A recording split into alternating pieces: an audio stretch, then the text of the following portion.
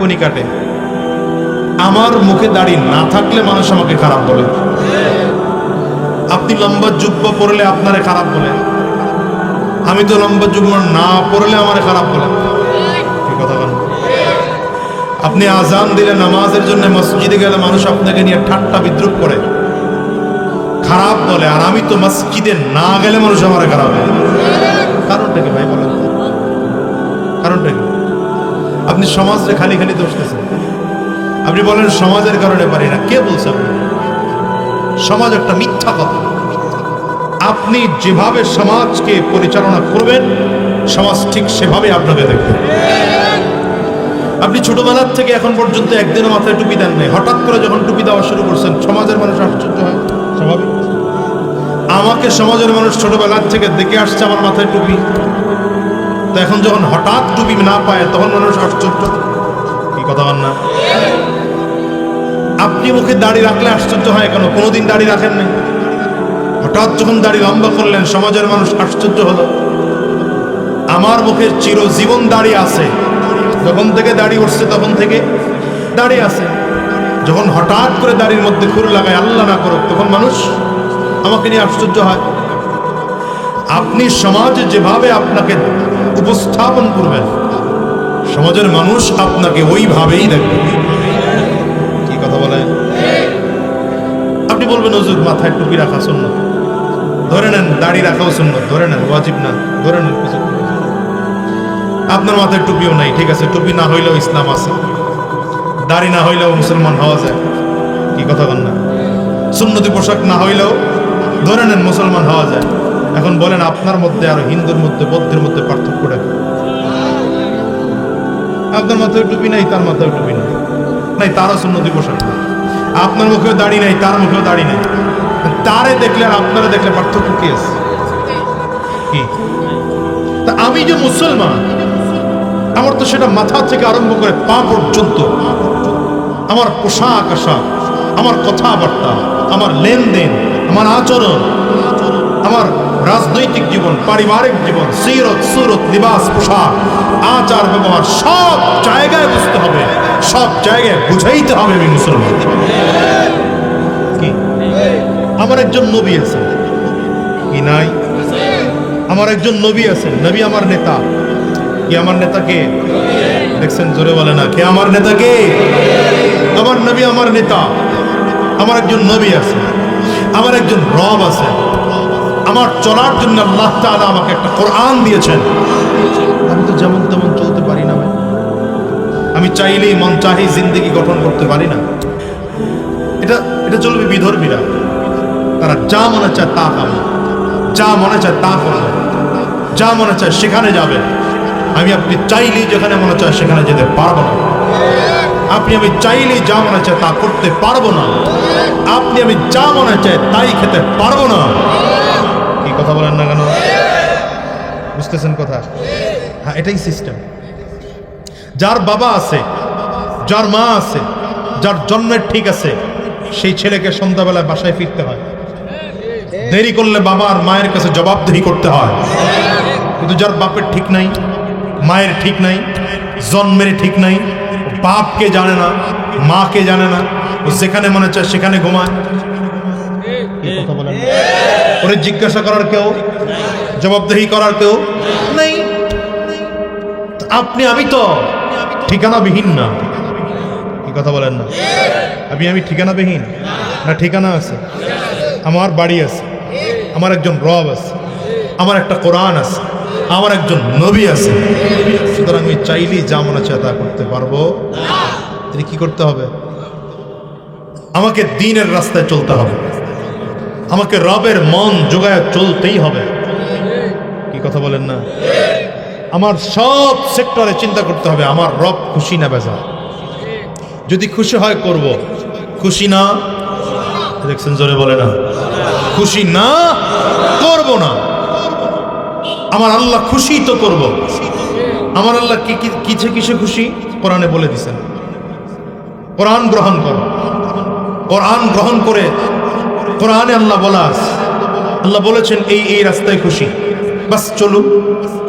কোরআনে আল্লাহ বলেছেন এই রাস্তায় বেজার, চলো বন্ধ করে দাও, এই কথা বল না। তাহলে আমার একজন বলেন, আঙ্গুলটা উঁচা করে বলেন, আমার একজন রব আছেন, রব আছেন বলেন, আমার একজন, আরো জোরে, আমার একজন রব আছেন, আমার একজন নবী আছেন, আমার জন্য কোরআন আছে, আমার জন্য জান্নাতে বাড়ি আছে। আমি চাইলেই যা মনে চায় তা করতে পারি। আমাদের বাড়ি কই? খান বাড়ি, চৌকিদার বাড়ি, দফাদার বাড়ি, হাওলাদার বাড়ি? না না না, আমাদের বাড়ি জান্নাতে। এই জন্য আল্লাহ তাআলা আপনার আমার আদি পিতা আদি মাতাকে বানাইয়া জান্নাতে রাখছেন। এই দেখেন তো, আল্লাহ তাআলা বললেন আদমকে বানাইলাম জমিনের জন্য। ইন্নী জাইলুন ফিল আরদি, ফিল আরদি, ফিল আরদি, ওলামায়ে কেরাম বুঝেন, ইন্নী জাইলুন ফিল আরদি খলিফা, জমিনে প্রতিনিধি বানাতে চাই। আল্লাহ ফেরেশতাদের সাথে পরামর্শ করলেন, ফেরেশতাদের সাথে পরামর্শ করলেন আমি খলিফা বানাতে চাই, প্রতিনিধি বানাতে চাই জমিনের জন্য। বানাইয়া রাখলেন জান্নাতে। কেন? বাড়ি চিনাইছেন, মাশাআল্লাহ, কি চিনাইছেন? ওয়াইদ ক্বালা রাব্বুকা লিল মালাইকা, وَإِذْ قَالَ رَبُّكَ لِلْمَلَائِكَةِ إِنِّي جَاعِلٌ فِي الْأَرْضِ خَلِيفَةً قَالُوا أَتَجْعَلُ فِيهَا مَن يُفْسِدُ فِيهَا وَيَسْفِكُ الدِّمَاءَ وَنَحْنُ نُسَبِّحُ بِحَمْدِكَ وَنُقَدِّسُ لَكَ قَالَ إِنِّي أَعْلَمُ مَا لَا تَعْلَمُونَ। আল্লাহ তাআলা বলেন, আমি আল্লাহ তাআলা ফেরেশতাদেরকে নিয়ে একসাথে বসে পরামর্শ করি, ফেরেশতারা জমিন আমি একদল প্রতিনিধি বানাতে চাই, তোমাদের পরামর্শ কি বলো? ফেরেশতারা বলছেন আতাজআলু ফিহা মান ইউফসিদু ফিহা, এই কথাটা মনে রাখেন, পরে বলবো। ফেরেশতারা বললেন আতাজআলু ফিহা মান ইউফসিদু ফিহা, আপনি কি এমন কোন জাতি বানাবেন যেই জাতি জমিনে গিয়ে ফিতনা করবে? ওয়ায়াসফিকুদ দিমা, রক্ত রক্ত রক্তপাত করবে, এমন কোন জাতি কি আপনি বানাতে চাচ্ছেন নাকি?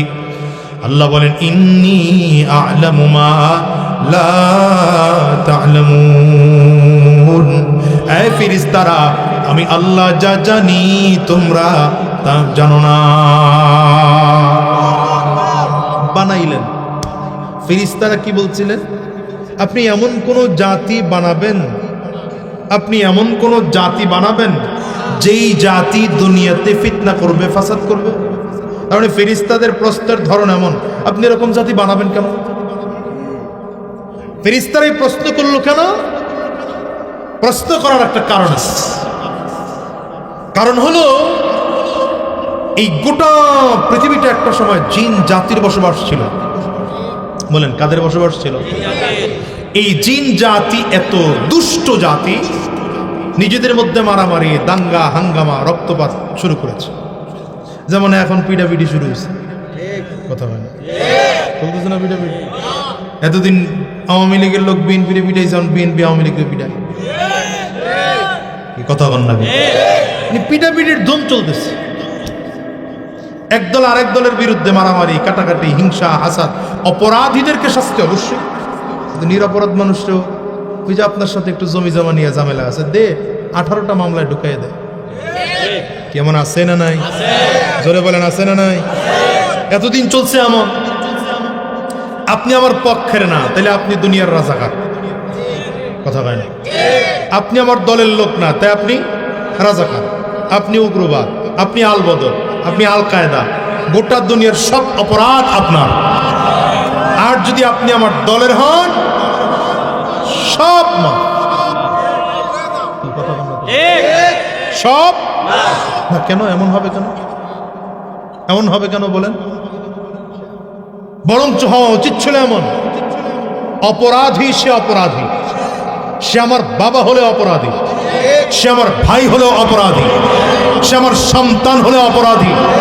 অপরাধী তো অপরাধী। কেমনে বুঝায়? কি দিয়ে বুঝাই? রাসূলুল্লাহ সাল্লাল্লাহু আলাইহি ওয়াসাল্লাম যখন হিজরত করে মদিনায় গেছেন, মদিনাতে যাওয়ার পরে নবীজির বংশের এক মহিলা চুরিতে ধরা খেয়েছে। কি করে ধরা খেয়েছে? চুরি করে।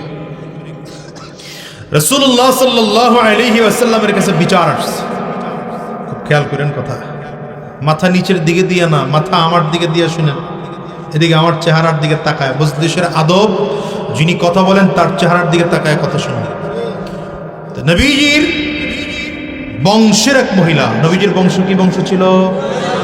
মাশাআল্লাহ, জানা আছে, কুরাইশ বংশ। এই কুরাইশ বংশের এক মহিলা চুরি করে ধরা হয়েছে।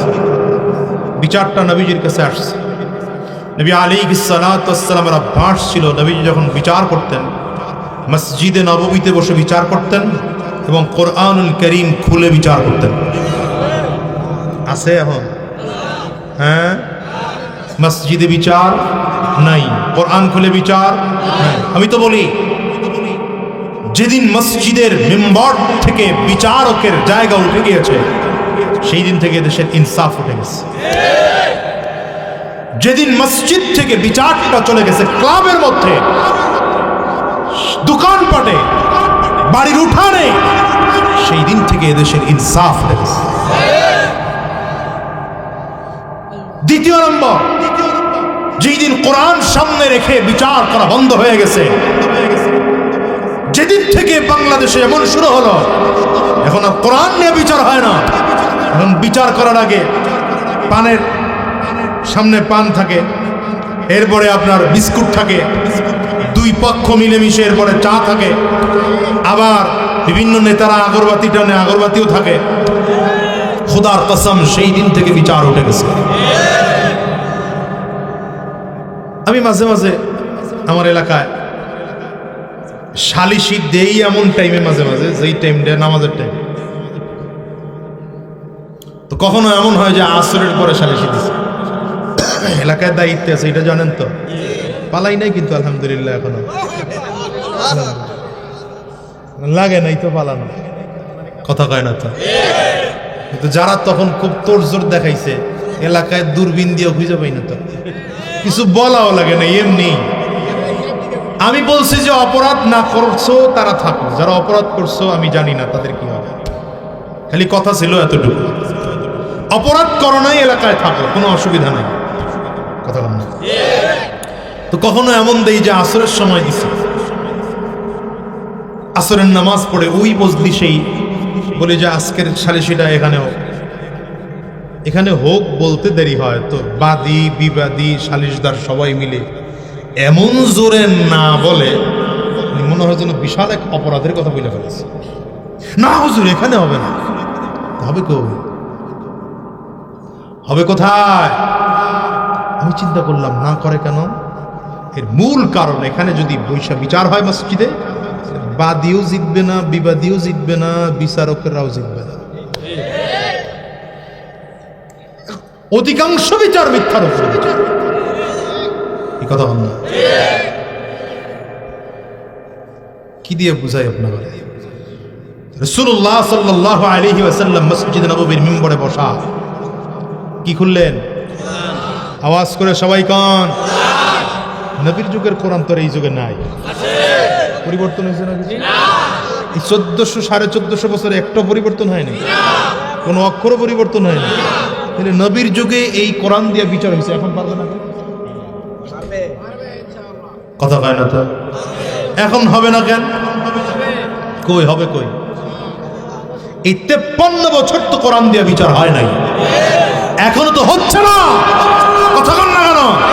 এই জন্য বলতে চাই, স্বাধীনতার 53 বছর পার হয়ে যাওয়ার পরেও এদেশ থেকে বৈষম্য যায় নাই, জুলুম অত্যাচার যায় নাই, সুদখোর বিদায় হয় নাই, চুরি আর পাচার করা বিদায় হয় নাই। মূল কারণ, কোরআন দিয়ে এদের শাসন করা হয় না। এই জন্য আগামীর বাংলাদেশ কোরআনের বাংলাদেশ হবে। ঠিক আসতে বলে, এখানে খালি খেয়াল করে, আসতে কয় কারণ। এই জন্য আগামীর বাংলাদেশ কে দিয়ে শাসন হবে? বলেন, আগামীর বাংলাদেশ কে দিয়ে শাসন হবে? এদেশের বিচার বিভাগ কোরআন দিয়ে বিচার হবে। আগামীর বাংলা কোরআন